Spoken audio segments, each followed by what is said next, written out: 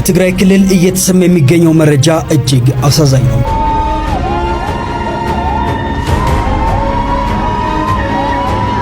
የትግራይ ክልል እናቶች እባካችሁ ልጆቻችንን ተውልን በማለት ልጆቻቸውን ከውትድርና ለመከላከል ሲጥሩ በቪዲዮ እየተመለከትን እንገኛለን። ከመቀሌ ምንድነው የተሰማው? ይህች እህታችን በእንግሊዘኛ ቋንቋ በቪዲዮ ያስተላለፈችው መልእክት በዚህ ሰዓት ላይ በርካቶች እያጋሩት የሚገኙ ሲሆን ወጣቷ አሁን ላይ የጦርነት እንቅስቃሴ እየተደረገ መሆኑን በመጥቀስ የፌዴራል መንግስቱም ሆነ ትግራይን እያስተዳደረ ባሉ ባለስልጣናት ላይ ጠንከር ያለ ትችትም ወጣቱን ወክላ አስተላልፋለች። ሰላም እና ሰላም በሰንደቋቸው በአዲስ ቪዲዮ ተመልሼ መጣሁ። በዚህ ቪዲዮ የምንመለከተው ከትግራይ የወጡ የሚገኙ ቪዲዮዎች እንግዲህ የብዙዎችን ልብ እየነኩ ይገኛሉ። እናቶች እያነቡ ይገኛሉ። ምንድነው ትግራይ ተፈጠረ የሚገኝ አብረን የምንመለከት ነው የሚሆነው። እዚሁ ደግሞ ከዛው አካባቢ ተማሪዎችም ለዓለም አቀፍ ማህበረሰብ ጥሪያቸውን እያቀረቡ ይገኛሉ። ምንድነው ትግራይ ላይ የሆነ የሚገኝ ነገር ዲቴይል የምንመለከት ነው የሚሆነው። ላይክ እና ሼር ማድረጋችሁን ሐሳባችሁን ኮሜንት ላይ አስቀምጣችሁን እንዳትረሱ። ሰብስክራይብ ምንድነው የማታደርጉት? ለምንድነው የማታደርጉት?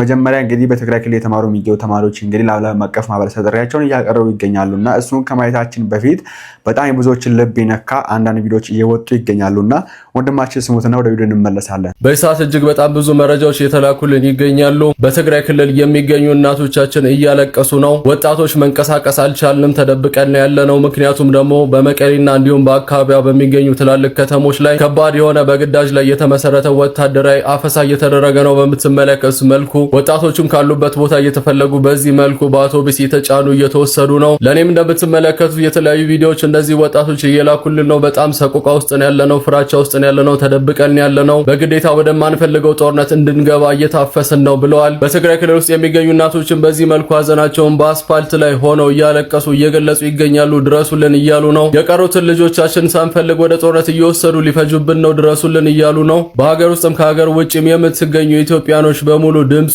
የዓለም አቀፉ ማህበረሰብ ይህንን ችግራችንን ይስማ። እኛ ጦርነት አንፈልግም፣ ልጆቻችን እየተወሰዱበት ነው በግዴታ። አፈሳውም ከዚህ ቀደም የሚደረገው በሌሊት በምሽት ነበር። በአሁኑ ሰዓት ግን በጠራራ ፀሐይ ልጆቻችን እየተወሰዱበት ነው። ባካችሁ ድምጹን፣ ባካችሁ ይህ ነገር ይብቃል። ልጆቻችንን ማጣት አንፈልግም። የክልሉ መንግስት ይህንን ተግባር እያደረገ ነው በአስገዳጅ ሁኔታ። ባካችሁ ድረሱልን ኢትዮጵያኖች፣ የዓለም ህዝብ ሁሉ ይስማ፣ ዓለም ሁሉ ይወቅልን። አፈሳው እጅግ በጣም ተጠናክሮ ቀጥሏል ሲሉ እንግዲህ በትግራይ የሚገኙ ወንድምናቶቻችን እናትና አባቶቻችን በዚህ መልኩ ብዛት ያላቸውን ወጣቶች አብሶ በሚሄደው አውቶቡስ ላይ በድንጋይ ሁሉ እየወረወሩ ተቃውሞቻቸውን እየገለጹ ይገኛሉ። በአሁኑ ሰዓት ነገር እንግዲህ ብዙዎችን ልብ ነክቷልና አሁን ላይ ኢትዮጵያ እንግዲህ በሁለት መንግስት የተመራች የሚገኘው ማለት ይቻላል። አንደኛ ኢትዮጵያን እየመራት የሚገኘው በአዲስ አበባ የሚገኘው በዶክተር አብይ አህመድ የሚመራው መንግስት አለ።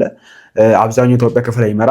በትግራይ በኩል ደግሞ እንደ ደብረጽዮን የሚወሩት አካል አለ መንግስት ጋራ ምንም ግንኙነት የሌለው መፈንቅለ መንግስት አድርጎ ሌላው ሹመት አድርጎ የሚገኝና ስለነዚህ አካላት እንግዲህ መንግስት የተለያየ እርምጃ ሲወስድ አናይምና ትግራይ የተባለች ቦታ እንግዲህ ለምን በዚህ ስቃይ እንደበዛባት አናውቅም። የትግራይ ህዝብ በጣም ነው የሚያሳዝነው አሁን ላይና እስቲ እነዚህ ቪዲዮዎች ተመልከቷቸው። ከዛ ከየወጡ ናቸው።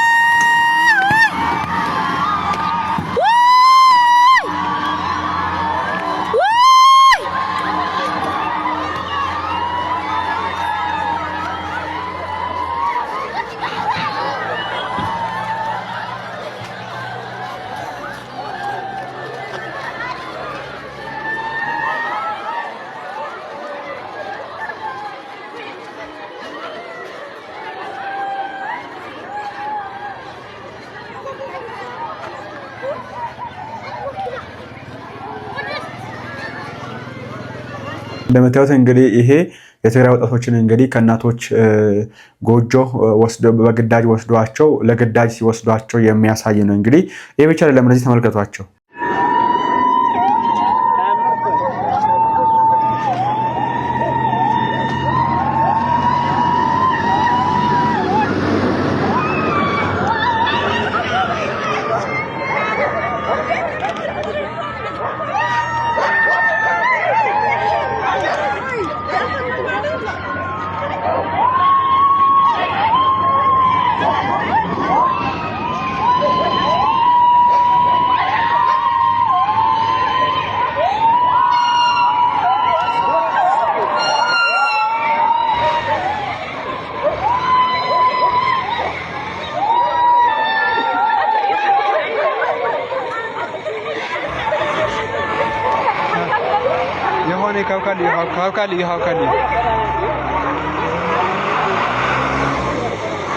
ይህ የምታዩት እንግዲህ ልጆቻቸው በግዳጅ የታፈሱባቸው እናቶች እንግዲህ ልጆቻቸውን እንዳትወስዱብን ብለው ጩኸታቸውን ሲያሰሙ ነው የምንመለከተው። እኔ የትግራይ እናት ጩኸት ለቅሶ አይታ መቼ እንደሚቆም እግዚአብሔር ይወቀው። በባለፈው ጦርነት እንግዲህ 7 ልጆች ያሏት እናት 6ቱን በሞታታ እንዴት እንደገባ ማታቅም ያልቀበረጃቸው ልጆች አሉ። ደጅ ደጇን ያየች እንግዲህ ልጄ ዛሬ ነገ መጣ እያለች የጠበቀች ነው የምትገኘው። ይሄ ባለበት ሁኔታ አሁንም እንግዲህ ተመልሶ ወደ ጦርነት ለመግባት እንግዲህ በዚህ መንገድ ወጣቶችን እኔ እንጃ አላቅም። ከዚህ የትም እንዳየነው እንግዲህ ትግራይ ላይ ከዚህ የተደረገ ጦርነት ኦልሞስት ከ800,000 በላይ ሰው ረግፏል፣ እንደ ቅጠል ረግፏል። በመንግስት በኩልም በዛ በኩልም ያሉ ኦልሞስት ከ800,000 በላይ ሰው እንደሞተ አንድ ጥናት ነው ያመለከተው። እንግዲህ ማን ተጠቀመ በዛ ጉዳይ ብሎ እግዚአብሔር ይወቀው። ትግራይ ምን አገኘች፣ ኢትዮጵያ ምን አገኘች በዛ ጦርነት እግዚአብሔር ይወቀው። በዛው ነው እያዋጉ የነበሩ ሰዎች ነበሩ፣ በዚህም በኩል ነው እያዋጉ የነበሩ ሰዎች ነበሩ። አሁን ሁለቱም እንግዲህ ስልጣን ይዘው እየመሩ ይገኛሉ። ኢትዮጵያን የምትባል ሀገር ሁለቱም አንድ ወንበር ላይ ተቀምጠው በአንድ ሳህን እየበሉ እየመሯት ይገኛሉ። መሀል ላይ ግን ከ800,000 በላይ ሰው ተሰውቷል። ጥቅም ያገኘው እግዚአብሔር ያውቀው ማን እንደሆነ። ጉዳቱን ነው ያየነው እኛና አሁንም እንግዲህ ተመልሰው ወደዛው ለመግባት እንግዲህ በዚህ መንገድ ወጣቶችን እያፈሱ ይገኛሉና ዛሬ ሃይ ስኩል ጓደኛ የደወለችልኝና መቀሌ ነው ያለው ተሰደም ያለችው አዲስ አበባ ነውና ሊዱዬ ጦርነት ተጀምሮ እንደ መቀሌ ውስጥ ብላ ጠየቀችኝ። እኔ ስራ ቦታ ውስጥ መጡ የመቀሌ ልጆች ነበሩና ጠየቅኳቸውና መቀሌ ውስጥ ጦርነት ስላለን የመጣ ነው አሉኝና ለምን እንደዛ ከሆነ ለምን አንቺ ሳትመጪም ብላ ጠየቀችኝ። ጥያቄው ያን ያህል አልተገረምኩም። ምናልባት በሰላምና ማህበራዊ ሚዲያ ላይ የሚሰሩ ልጆች ትንሽ ተጽዕኖ ቢያደርጉ ኖሮ ነገሮች ሊስተካከሉ ይችል ይሆን እንጃ አላቅም። ብቻ ግን ለሰላም መዘመር ለውጥ ያመጣም ብዬ ማስብ አይነት ሰው አይደለሁም። ግን የምር መቀሌ ውስጥ ምን እየተደረገ ነው ብላችሁ ለምትጠይቁ ወንድመቶቼ እኔ ልንገራችሁ፣ ስራ የለም፣ ህይወት የለም፣ ትምህርት የለም፣ ምንም የለም። በቃ ህይወት ቆሟል። ሰውም እየተጠባበቀ ነው። ያቺ የታላቅ ልጇን ሀዘን ያልጨረሰች እናት ታናሽየውም እንደዛ እንዳይሞትባት ብላ በመፍራት ወርቋን ሽጣ ወደ ተለያዩ የኢትዮጵያ ሀገራት ልጆቿን እየላከች ነው። እንደው ከኢትዮጵያ ይሻል ይሆን ብላ ደግሞ ከኢትዮጵያ ውጭ ለምትልከው እናትም ወይ ልጇ ሬሳ ይመጣለታል፣ ካልሆነ ደግሞ ልጅሽ ተይዟልና ብር ላኪ ተብላ መርዷን ትነገራለች። ሀዘን ለቅሶ ነው። በየቤተ ክርስቲያኑ ስትሄድ ምህላ ላይ ያለች እናት ናት። ቀረውን ልጇ እንዳታጣ ስጋት ላይ ናት። ምናልባት ግን የትግራይ እናት ውለታ ያለባችሁ ዛሬም ድረስ የትግራይ እናት ፍቅር በልባቸው ያለ ደጋግ ኢትዮጵያውያን ካላችሁ ምን እናርግ፣ ከኛስ ምን ይጠበቃል ብላችሁ የምትሉኝ ከሆነ ኦርቶዶክስም እስላሙም በየሃይማኖቱ እዚህ ላለነው እዚህ ለቀረነው ወጣት ጸሎት ቢያደርግልን ሰላም አጥቶ ችግርና መከራ ላይ ሆኖ ከሞቆ ቤቱ ወጥቶ ከእናቱ ተለይቶ ቤታቸው ከገፋቻቸው ምናልባት ከቤታችን ትሻላለች ብለው ስላመኑ ነው ወደዛ ይመጡትና ባካችሁን መጠጊያ ሆናችሁ ነው ልል የምፈልገው። እግዚአብሔር ያውቃል። አሁን ለመለወጥ ሳይሆን ጸሎታችን ለመኖርና ለሰላም ሆኗልና እግዚአብሔር ይስማን ነው የምለው። አመሰግናለሁ። ትግራይ ያሉ የ12ኛ ክፍል ተፈታኞች ከፍተኛ የሆነ የአፈሳ ስጋት አለብን እያሉ በተደጋጋሚ እየጻፉልኝ ነው። እና አሁን ያልገቡ ከዚህ በኋላ የሚገቡ ተፈታኞች ደግሞ እንግባ ወይስ እንቅር ፈተናው ይቅርብን ወይ እያሉ ነው። ኢማጂን ለ12 ዓመታት የለፉበትን ትምህርታቸውን ሊያቆሙት ነው በአፈሳ ስጋት ምክንያት። አሁንስ እየተፈተኑ ያሉት ልጆች በእንደዚህ አይነት ስጋት ውስጥ ሆነው ምን አይነት ውጤት እንዲያመጡ ነው የሚጠበቀው? ከትናንትና ወዲያ ነው ምናምን የህወሓት ጽሕፈት ቤት ኃላፊዋ ወጣ ሴትየዋ የትግራይ ህዝብ ህልውናና ደህንነት ለመጠበቅ ነው እንደዚህ እየሆን ያለ ነው አለች። የትግራይ ህዝብ አሁን ስጋት ሆኖበት ያለው ህወሓት የሚባለው ቡድን ነው። እነሱ ሽሽት ነው እንደዚህ በገፍ ወደማያውቀው አካባቢ እየተሰደደ ያለው። እነሱን ሽሽት ወጣቶች ጫካ ነው እያደሩ ያሉት። ስንት ቪዲዮዎች ይላክልኛል። ጫካ እያደሩ በማታ ማለት ነው አፈሳፈርተው የማያፍሱበት አካባቢ የለም። ቤተክርስቲያን አይሉ፣ ለቅሶ ቤት አይሉ፣ ዴስቲቪ። ይሄ ነው እንግዲህ በትግራይ ላይ የሆነ የሚገኘው እና ሰሞኑን እንግዲህ ሰሚት የሚባል ነገር ሰምታችሁ ከሆነ አሁን ላይ አዲስ አበባ ውስጥ በጣም አሳፋሪ ነገር የተመለከትም አሳፋሪ ብዬ ለመናገርም ይከብደኛል። አንዳንድ ሰዎች ከሚናገሩት ነገር አንጻር ነው አሳፋሪ የሚለውና ሰሞኑን እንግዲህ አንድ ሰላላችሁ ብዬ ነበር። በቀጣይ ይዤላችሁ የምቀርብ ምን አዘጋጅቻለሁ ቪዲዮን ቀጣይ ፖስት አደርግላችኋለሁ። ከዚህ ቪዲዮ በኋላ ሰሚት አካባቢ የሆነ የሚገኝ ነገር ነውና ሰሚት አካባቢ ይሄ ነገር ነፃ ነው እንደዚህ ያለ ወንዶች ወደ ሰሚት ሂዱ ሲባል ሰምታችሁ ከሆነ እየሆነ የሚገኘው ምንድነው ካላችሁ ከትግራይ ክልል ጦርነቱን ፈርተው ወደዛ የገቡ የሚወጡ ሴት እህቶቻችን ወደ ሰሚት ነው እየገቡ የሚገኙት። ሰሚት፣ ኮየ ፈጬ፣ ቱሉ ዲምቱ፣ ይሄ ሲኤምሲ እዛ አካባቢ ነው እየሰፈኑ የሚገኙት። የገቡበት ምክንያት ይኖራቸዋል። እንግዲህ ሁላችን እንደምናውቀው ሀበሻ እንደመሆናችን መጠን እንግዲህ አንዳንዱ ይፈልጋል የሚሄደው ውጭ ሀገር የምትኖሩ ከሆነ የሆነ ሀበሻ ጠገባችሁ አለ። እናንተን አይቶ የመጣ ሊሆን ይችላል፣ ወይ ደግሞ እናንተ እሱን አይታችሁ ሄዳችሁ ሊሆን ይችላል። ብቻ በአጋጣሚም ሊሆን ይችላል አቅም እና አንዱ እያየ ነው አንድ ቦታ ላይ የሚሰፍነው እና በዛ መንገድ እንግዲህ ቀድሞ የገቡ ሰዎች ስለነበሩ ከትግራይ የሚመጡ እህቶቻችን እንግዲህ እንደዚህ አይነት ቦታዎች እየተሰፈኑ ይገኛሉ። እዛ ቦታ ላይ ደግሞ እነዚህ ሰዎች ቤት ኪራይ በማጣት ኑሮውን በምን እንደሚገፉ ስለማያውቁ ገና ስራ የላቸው ተፈናቅሎ ነው የመጡት። እንግዲህ ጦርነት ፈርቶ ነው የመጡት ወደ ሴተኛ ዳሪነት ላይክ እንደ መግባት ብቻ እንደዚህ ነገር አለና ምንድነው አጠቃላይ የሆነ የሚገኘው እና ለምንድነው ሰሚት የሚል ነገር እንደዚህ የሰማ የምንገኘው ነው ነገር አስመለክታችኋለሁ። ታችንም እንዳለችው እንግዲህ እየሆነ የሚገኘው ነገር ይሄ ነውና ተማሪዎችም በዚህ መንገድ ጥራቸውን እያቀረቡ ይገኛሉ። ከመቀሌ ምንድነው የተሰማው? ይህችታችን በእንግሊዘኛ ቋንቋ በቪዲዮ ያስተላለፈችው መልእክት በዚህ ሰዓት ላይ በርካቶች እያጋሩት የሚገኙ ሲሆን በትግራይ እንደዚሁም ደግሞ በመቀሌ ያለውን ችግር አስመልክቶ መልእክቷን ለኢትዮጵያውያን እንደዚሁም ደግሞ ለመላው ዓለም በእንግሊዘኛ ቋንቋ አስተላልፋለች። ወጣቷ አሁን ላይ የጦርነት እንቅስቃሴ እየተደረገ መሆኑን በመጥቀስ የፌዴራል መንግስቱም ሆነ ትግራይን እያስተዳደረ ባሉ ባለስልጣናት ላይ ጠንከር ያለ ትችት ወጣቱን ወክላ አስተላልፋለች። እንደዚሁም ደግሞ ወታደራዊ ግዳጅና ምልመላ እንዳለም የገለጸች ሲሆን ከጦርነት ስጋቱ በተጨማሪም በክልሉ ያለው የኢኮኖሚ ቀውስና የምግብ እጥረት ህዝቡን ክፉኛ እየፈተነው እንደሚገኝ በዘገባው ላይ ጠቅሳለች። የጥሬ ገንዘብ እጥረት በመኖሩም የዕለት ተዕለት ግብይት አለመኖሩንም እንደዚሁ የገለጸ ሲሆን በማንኛውም ሰዓት ኢንተርኔት ቢቋረጥም በረሃብ እናልቃለን፣ ቀጣዩ ጉርሻችን ከየት እንደሚመጣም አናውቅም ስትልም ነው የገለጸችው። Don't mind the camera quality. I don't have much money to buy another one, so the important thing is the message, I think. And here in Tigray, it is very dangerous to get out. I live in Tigray. I live in Mekelle. And they are drafting people to go to war, and it's very scary. They don't care. They are drafting people from the church, that the people that they are taking, they came from villages, very small towns, to learn about their religion. They are Orthodox churches. They are taking them, and they are taking people from the street. They don't ask for the age.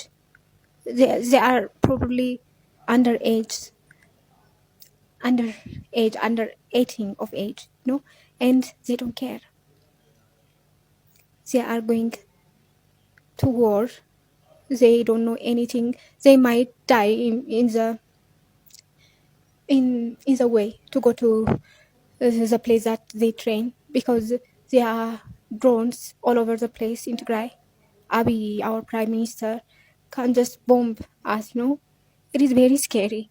For what are we pleading? For who? I don't care. I would never. I just don't care. Before this, there was a war, and so many people died. Nothing changed.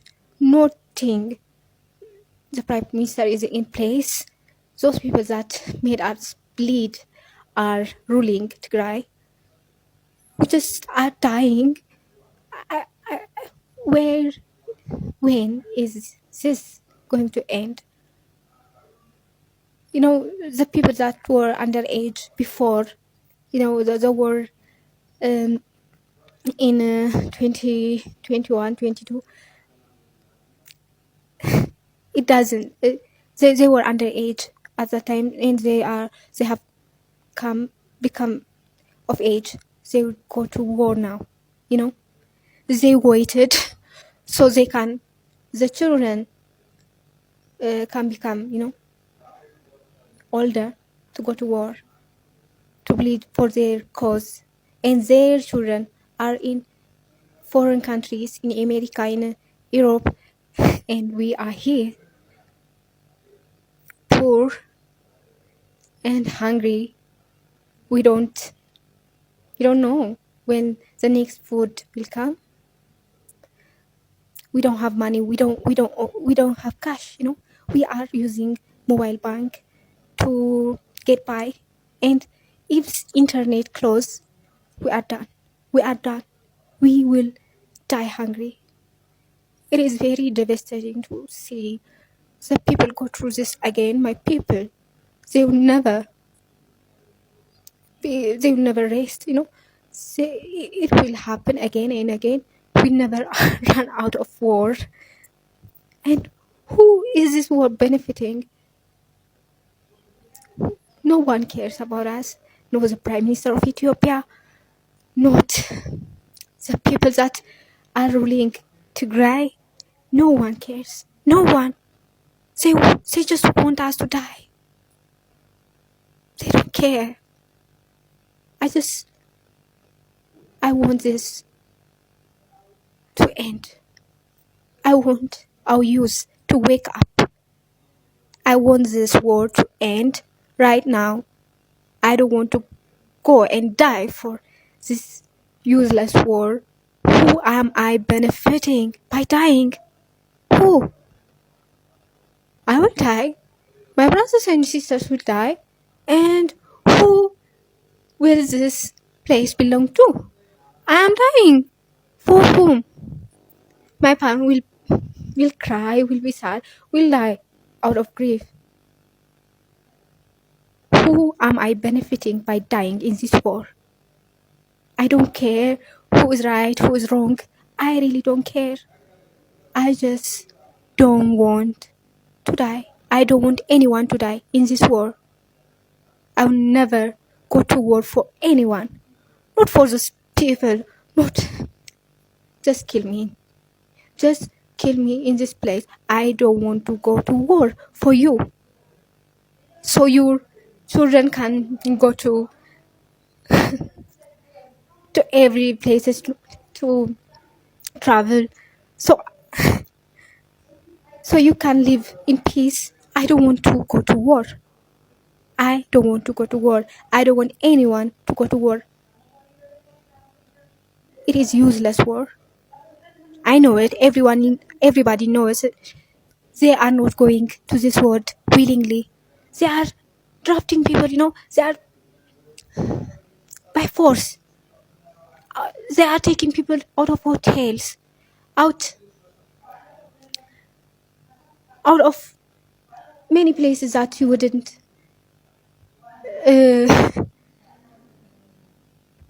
think of. It is very scary. They are going home to home. For do you have a child? Do you have someone of age to go to war? Are they serious?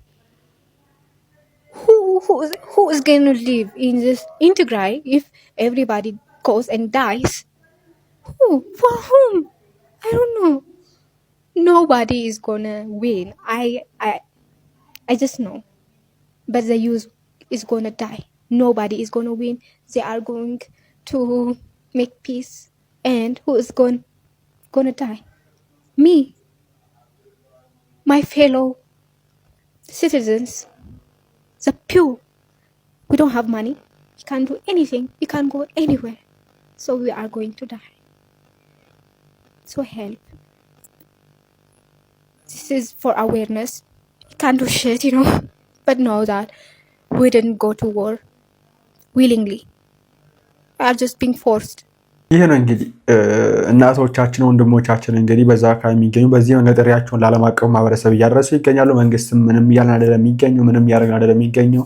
በዚህ በኩል የሚገኙት ምንም አይደለም ያደረጉልን የሚገኙት፣ ከሞት ውጭ ምንም አይደለም የሚገኘው የሚል መልእክት እንግዲህ እያስተላለፉ ይገኛሉና አላቅም። እኔ እግዚአብሔር ይሁናችሁ። እኔ ግራ ይገባል። ኢትዮጵያ ውስጥ ላይ ያለው ነገር ግራ ይገባል እና የሚመለከታቸው የመንግስት አካላት የምንመለከተው ልማት ሲያስመርቁ በጫካው ሲዞሩ ነው የምንመለከተው፣ ከሀገር ሲዞሩ ነው የምንመለከተው እንጂ እንደዚህ አይነት የመኖር ህልውና ጥያቄ ውስጥ የሚያስገባ ነገር ያለ አይመስልም። ነገራችን ላይ የመሪዎችን ሁኔታ ስንመለከት የእነሱን ፔጅ ስንፈትሽ እንደዚህ አይነት ችግር ውስጥ ያለ አይመስልም።